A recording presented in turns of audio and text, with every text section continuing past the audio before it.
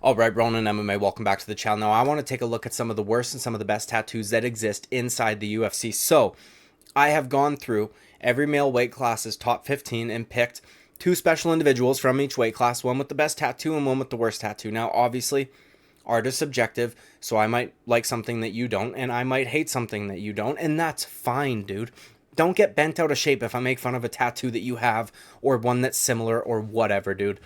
It's just my opinion, okay? Chill. Now, obviously, I have a strong bias towards Asian style tattoos.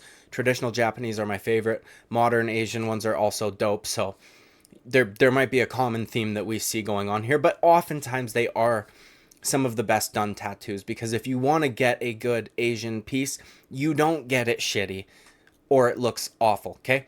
Now, we're going to start at flyweight, work our way up all the way to heavyweight. Now, the first tattoo, the best tattoo at flyweight, in my opinion, belongs to Mateus Nicolau, okay? Mateus Nicolau's got a giant back piece. It's a Henya mask.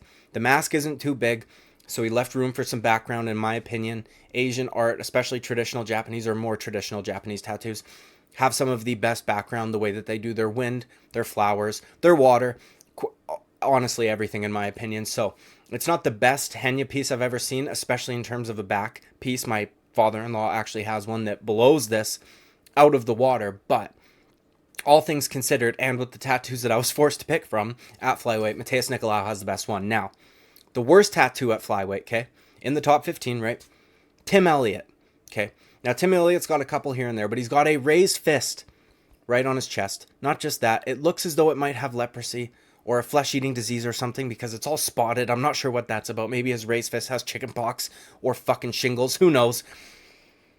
I don't like the symbology, okay? The raised fist, often associated with communists and socialists, which are fucking ew, dude. Don't like them, okay? Also, more modern, associated with Antifa, which is the most ironic name of all time, because they might be the best. They're a spitting image, pardon me, of a modern day fascist. They just are, dude. Agree with me or else the threat of violence. Agree with me or else I burn your city down. So, I don't like the symbol. Now, that may not be what it is, but every time I try to look that up, that's all that comes up. That's all that comes up. I can't find anything else. So, maybe Tim Elliott just spent a little bit too much time reading Karl Marx and not enough time reading history, or maybe it's just an unfortunate look-alike. But either way, worst tattoo for me at flyweight. Moving up to bantamweight, easy peasy, dude. This was one of the easiest weight classes to choose from. Marlon Chito Vera has some of the best tattoos I have ever seen, and it's hard to pick one. He's got many different styles, a good mix. They all look good, dude. Like, almost every single one of his tattoos is done by top-notch artists. He goes to some of the most renowned artists in the world, or at the very least in LA. For me, it's the dragon sleeve on his leg, because, as I said, I like Asian art a lot, but also the panther on the head. His back piece is dope. Even his chest, the masks, they're a little overcommon, but his are really well done. The scorpion on the other side of his head, super cool. Tons of cool shit all over Marlon Chito Vera's body, and all really well done. Now, the worst tattoo at bantamweight belongs to the champion, Sugar Sean O'Malley, okay? Dude, he's got some decent tattoos. The chest piece, not for me. I wouldn't get it, but it's fairly well done, right? Some of the arm tattoos, fairly well done. For me, it's the face, dude. If you're going to get a tattoo on your face, which I don't think that you should, if you were going to get a tattoo on your face, the most visible part of your body, first impression, like every time, get it good, dude. Get it good. Don't get little scribbles that look like you went to a preschooler and said, hey, dude, can you draw this for me? And then took that to your tattoo artist and went, I want that. Now, I get it, dude. Again, artist subjective. He likes it. Whatever, dude. Good for him. It looks like shit. They look like scribbles. They look like some 3-year-old drew on his face with pen. And if I'm never going to get my face tattooed, but if I ever did, dude, I'm making sure that they look a hell of a lot better than that. Now, we're moving up to featherweight. Best tattoo at featherweight, in my opinion, is Ilia Topuria. Again, another chest piece that I wouldn't get necessarily, but it is extremely well done. That's one. Two, it's unique because it's not just a tiger's face. It's also split in half, and then you see his face in between. Three, unbelievably painful spot. He got it right around both nips. You can't even see any skin. I've got that done on my right side. One of the worst tattoos I have ever gotten in terms of pain, especially that one particular area. It's very dark, which means that that fucking hurt, dude, okay? Not just that, the bit of color that it does have, because the vast majority of it is done in black and gray, really makes it stand out and pop, and there's not so much that it's like overwhelming. It's just enough, and it's done really well. You can tell. Very well done. I think it's orange and yellow that he's got coming up here. It just kind of ties everything together really nicely. Now, the worst tattoo at featherweight, in my opinion, again, dude, in my opinion, Max Holloway, okay? He's got a few decent ones, right? The wings on the back are fine. The chest piece is fine. All that shit. He's got his last name curved over his belly button. And for me, last names are a no-no, dude. Don't like them. I just don't like them. Every wannabe gangster that I ever met growing up had their last name either right here on their forearm, across their back, or some other shit. All in the same fucking font, all Old English. I just don't like it.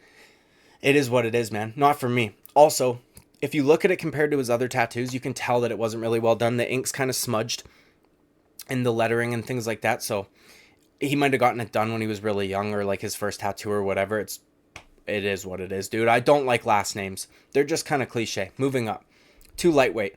Another easy one for me. Now, Dan Hooker's back piece is the best tattoo at lightweight for me. It's not even a full back. It's like maybe a third back, right? Because usually full backs actually go a little bit onto your ass. Top-notch work. More modern. Not traditional Asian. It's more modern. Samurai Henya fucking face mask, whatever, right?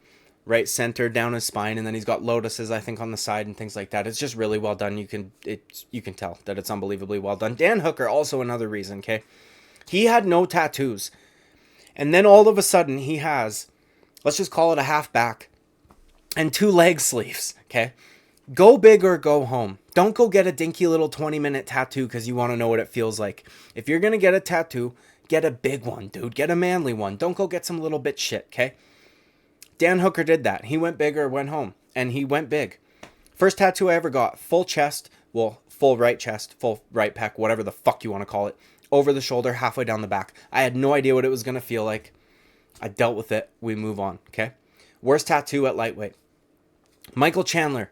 Dude's got a full-on paragraph under his arm. I don't like that shit, dude. I don't really like text tattoos, font tattoos, all that shit. Here and there, if you've got them mixed in, it's fine.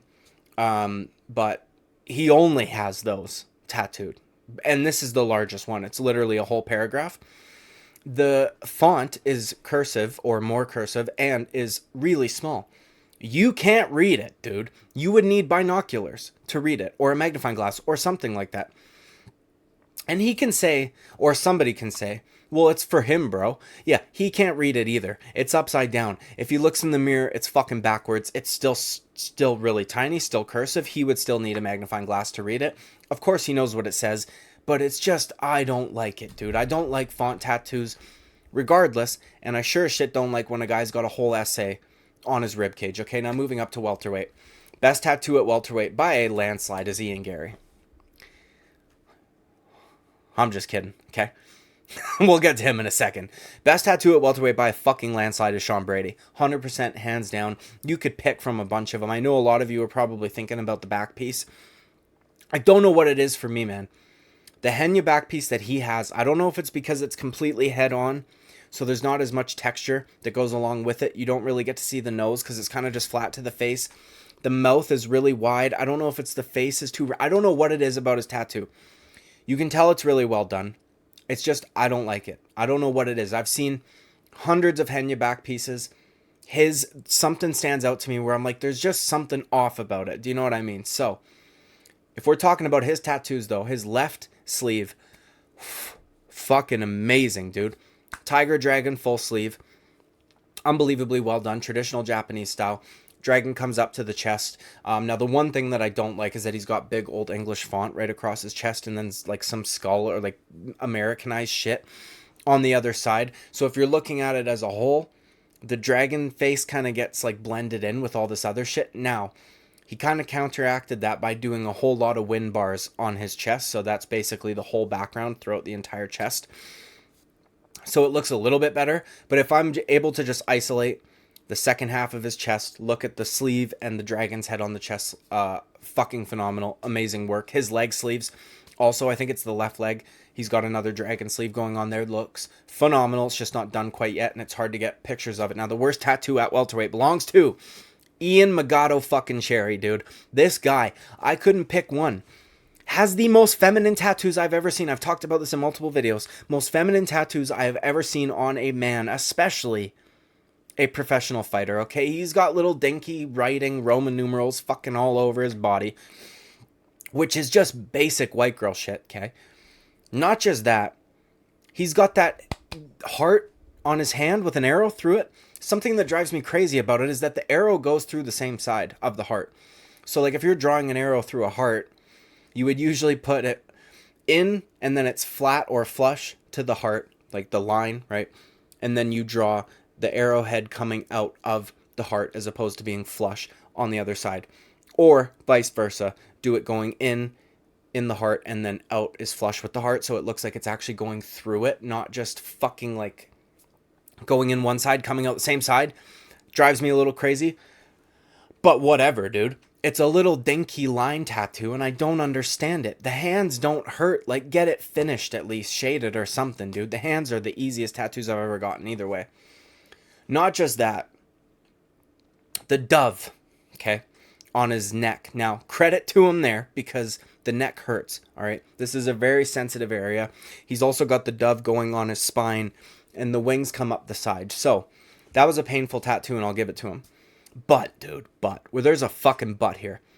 I don't care if it's the Holy Spirit. A dove is a pigeon, dude. You've got a little street bird tattooed on your fucking neck. You've got a little street bird that eats fucking garbage and that they cook up at Asian restaurants and call it squab.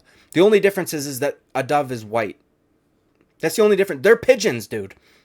If you're going to get a bird as a man, especially a professional fighter, get a raptor. Get a cool fucking bird, dude. I've got a golden eagle on my neck. A bird that pick up a fox.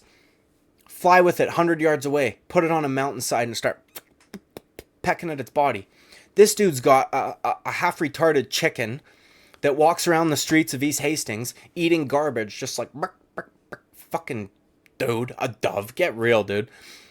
Not to mention the guardian angels that he just got, okay? One just looks like Cupid, so that he shot the arrow through his hand or something, I don't know, but either way. They're so dainty, dude. They're so dainty. They're little scratched lines. Like you can, in 10 years, in my opinion, they'll look like shit. You won't be able to see them. And they're just dainty and feminine. And just, either way. Moving up to middleweight. Marvin Vettori, best tattoo at middleweight by a landslide. Actually, I want to give a quick honorable mention, pardon me. In between these two weight classes, Dylan Dan has fought at a catchweight in both of his MMA bouts. He might have the best tattoo in all of MMA. He might. His sleeve with the chest, so well done. Might be the best traditional Japanese tattoo I've seen in all of MMA, but either way. Marvin Vettori's is fucking primo too. The samurai mask that he has is different from a lot of the ones that we see. Oftentimes we see the Henya mask with the samurai helmet on top. He's got the old school, I think it might have been a general helmet with the mustache. Cool as shit. And again, you don't see them as often as you do the Henya samurai mask, so I like that it's a bit unique. The way that the maple leaves are colored in on it is phenomenal. Most of the time you see an orangish reddish color on the maple leaves. He's got like green, orange, yellow. They just stand the fuck out for me. The tiger's really well done. The dragon's really well done. It's just an overall really well done sleeve. Super nice. I know he's an orc, but he's got the best tattoo at middleweight. Worst tattoo belongs to Jack Hermanson. I don't like tribal shit, dude. I just don't. I like the Maori or Maori shit, right? That Dan Hooker's got. I don't mind if Tai Tuivasa, Justin Taffa, dudes like that get their whole legs, their belly buttons, all that shit, whatever. That looks fine. Jack Hermanson has like the worst kind of tribal tattoos. And dude, I'm not an expert on tribal tattoos. It looks like he's got two different kinds of tribal going on. Different on the chest than it is on the arm. They both just look stupid to me. I don't like them. Honorable mention on good side at middleweight is Paul Craig's sleeve. Phenomenally done. Also Buddha, Henya samurai mask down on the forearm. Mandalas and shit all over the place. For me, Marvin Vettori's is just a little bit better. I like it more because it's traditional. Paul Craig's sleeve is a little more modern, Chinese style-ish type deal.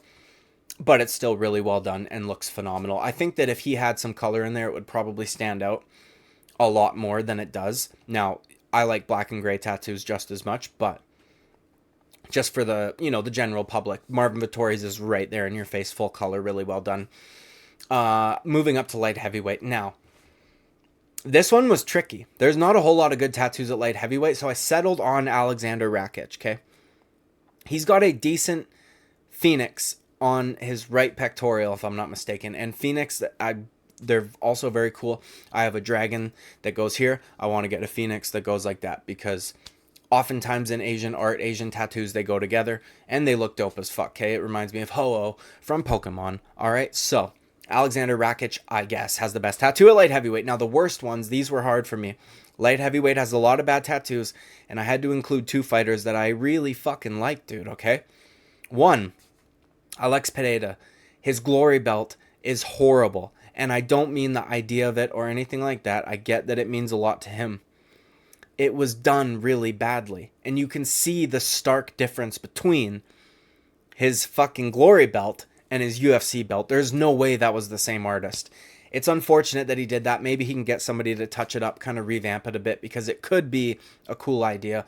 The location's not the best, because every time you lift your arms, you're fucking, you don't know what I mean? But either way, when he's weighing in and he's doing this shit at the weigh-ins, it literally just looks like a black smudge. So it's unfortunate, but either way. Also, tie for second worst, I guess. I don't fucking know, dude. Anthony Smith. So dude went full white trash with it. I respect it. All good, okay?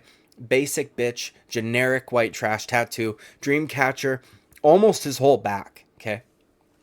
The guy that he fought last, Ryan Spann, went fucking hold my pumpkin spice latte, because I'm gonna go get 3 of them bitches. For some reason, dude, it looks like he's got a tree with 3 dream catchers in it, and I don't quite get it, because I don't want to just assume their ethnicities or their backgrounds or their heritage or whatever the fuck. But I would imagine that neither of these individuals are Native American, so I don't know what a dream catcher could symbolize for either of them. But they're just generic white girl shit, much like Ian Gary, except it's a little more trailer trash type, white trash type deal, I guess. But they're tied, I guess, because Anthony Smith is huge, and then Ryan Spann when I want 3 of them. Jamal Hill, fuck man, I hate it. I like Jamal Hill a lot. The south side that goes across his chest, I know they're kind of like hood tattoos, so it's like, it is what it is, whatever. He got them when they were younger. South side across his chest is kind of hard to read, and it's also not perfectly centered, which just drives me a little crazy. And the thumbs, okay. They're just, I don't know, man. Not for me. They look like 2 Mickey Mouse thumbs up. I don't know. It is what it is, dude. They're not very well done, and I'm sure he would fucking admit that, okay? I bet you we got him when he was like 17 or something. Now we move up to heavyweight, okay? I actually had a bit of a hard time picking the best tattoo at heavyweight. It came down to Alexander Volkov and Tom Aspinall. I went with Tom Aspinall, and I'll explain why. Alexander Volkov, for those of you that don't remember, he had a big stingray that went across his shoulder blades, and then the tail kind of went down the spine, or at least that's what it looks like to me. So it's a big cover-up, okay? When they do cover-ups, something always looks a little off. Now, some, especially of that size, because they have to do shit just a little bit differently. So like I brought up with Mateus Nicolao's back piece, the mask isn't so big that there wasn't really, there was enough room for background, right? Alexander Volkov, though, they had to cover up that whole stingray, and they did so with the helmet, right? So the helmet had to be huge and also really dark, but then the face had to be a size that was big enough to match the helmet. And for me, that's why I ended up picking Tom Aspinall's, because the face is so big that it just looks a little unnatural. Like when I look at it, even if I didn't know he had the stingray there before, I would assume it was a cover-up. Now, very well done cover-up, clearly. Like, he's got one of the better tattoos in the UFC in general. But Tom Aspinall just recently also got a cover-up, much smaller, but full back piece. A foo dog, which is why I ended up picking it, because I don't see a whole lot of them in the UFC, and I love those tattoos. I eventually want to get the male and the female somewhere on my body. And I already picked multiple Henya Samurai masks, so I went with the foo dog, dude, okay? My bad. It's a male foo dog. You can tell because on the waistband, on Tom Aspinall's waistband, you can see the claw, and you can see the ball underneath the claw. Now, a male foo dog will hold down that ball, and then the female foo dog on the other side of the temple holds her pup, right? This is often where you see them outside of a Buddhist temple or whatever. It's just fucking awesome, dude. First of all, Foo Dogs are dope. The color choice that he went with was phenomenal. Everything really stands out and pops. It just looks really well done. And he was talking about how he did 6-hour sessions, like he was going back once a week to sit 6 hours. And I appreciate that as somebody who has sat as long as 8.5 hours. Do you know what I mean? Because that's a lot of pain. And to go back the next week when you're still a little tender and get more work done, I'm not necessarily like a tattoo artist. When it comes to a back, they could do the top left and then the next day they could do bottom right.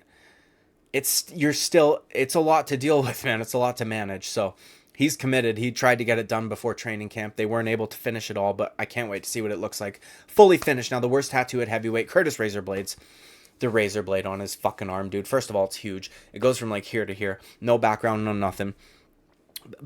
Fucking shaded. Also, not in the best way either. And also, dude, I get it. Your first name's or your last name's Blades. Your fucking nickname is Razor. You don't use them. We haven't seen you slicing dudes open with your elbows in a good while. Okay, so that's one. Two, if you're gonna get some shit like that, a literal barber's tool. Okay, get one with a cooler handle. Get a bone handle. Get an antler handle. Get something cool like that. Because to me, it just looks so fucking bland and like I'd forget that he had it. And then the next time I see him, I'll be like, oh yeah, right, he has that. Do you know what I mean? It's not a very memorable tattoo anyways, dude. These are my best and worst tattoos at every male weight class. If you like this video and you want to see me do more similar, then like and subscribe. I would greatly appreciate it. Or comment down below and tell me that you liked it. I didn't have a whole lot to talk about. I'm going away for a few days, so I wanted to just make sure that I had some pre-recorded videos for you guys. And this was a subject that I've had a few people ask me to do in the past. So, as I said, like and subscribe. I would greatly appreciate it. See you in the next video. Bye-bye.